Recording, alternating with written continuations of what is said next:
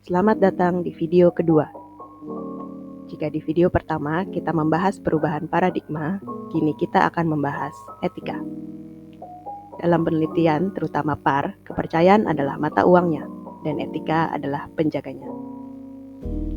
Data yang akan Bapak dan Ibu kumpulkan nanti bukanlah sekedar angka atau statistik. Ini adalah cerita hidup, pengalaman pribadi, dan perasaan dari masyarakat. Mereka mempercayai kita dengan sesuatu yang sangat berharga dan terkadang sangat rentan. Menjaga kepercayaan ini adalah tanggung jawab moral kita.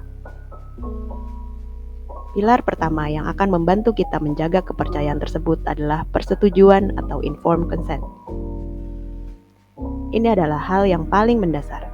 Namun, perlu diingat, ini bukan sekedar tentang mendapatkan tanda tangan di atas kertas. Ini adalah proses komunikasi yang jujur dan transparan. Sebelum wawancara, kita wajib menjelaskan 4 hal ini dengan bahasa yang sederhana dan mudah dimengerti. Tujuan kita berbincang-bincang, manfaat yang diharapkan, risiko ketidaknyamanan yang kita usahakan seminimal mungkin.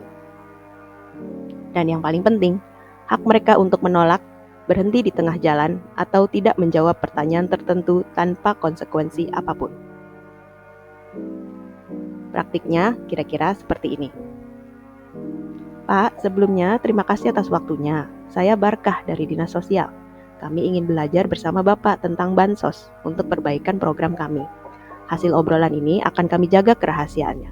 Bapak berhak berhenti kapan saja. Apakah bersedia untuk lanjut? Ini adalah contoh proses mendapatkan persetujuan lisan yang etis. Pilar kedua adalah kerahasiaan. Prinsipnya sederhana. Apa yang dikatakan di ruang itu tetap di ruang itu dan dilaporkan tanpa menyebut identitas pribadi. Dalam catatan dan laporan, kita tidak akan menulis Bapak Budi dari Dusun X RT 05. Tapi kita bisa tulis seorang petani penggarap berusia 40-an tahun. Simpan data mentah, rekamannya atau transkripnya di tempat yang aman, hanya boleh diakses oleh tim peneliti. Jangan dibahas di warung kopi atau menjadi bahan gosip. Pilar ketiga adalah sensitivitas. Ini adalah kepekaan kita terhadap konteks budaya, kondisi ekonomi, dan terutama perasaan partisipan. Kita harus menjadi pendengar yang empatik. Beberapa topik secara alami sangat sensitif. Misalnya, menanyakan tentang pendapatan, hutang, konflik dalam keluarga, atau hal-hal yang dianggap aib. Tanyakan hal ini dengan sangat hati-hati dan jangan memaksa. Jika partisipan terlihat tidak nyaman, heningkan sejenak, akui ketidaknyamanannya, dan tawarkan untuk menghentikan pertanyaan atau topik tersebut. Jadi, 3 pilar ini, persetujuan, kerahasiaan, dan sensitivitas adalah fondasi yang menopang kepercayaan antara kita dan masyarakat. Jika salah satunya goyah, kepercayaan itu bisa runtuh.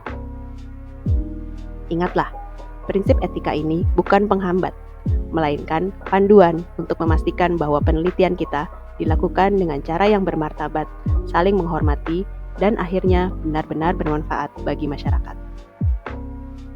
Lalu, bagaimana jika kita menghadapi situasi yang tidak terduga dan sulit di lapangan? Apa yang harus dilakukan? Mari kita lihat contoh-contoh praktisnya di video selanjutnya. Terima kasih.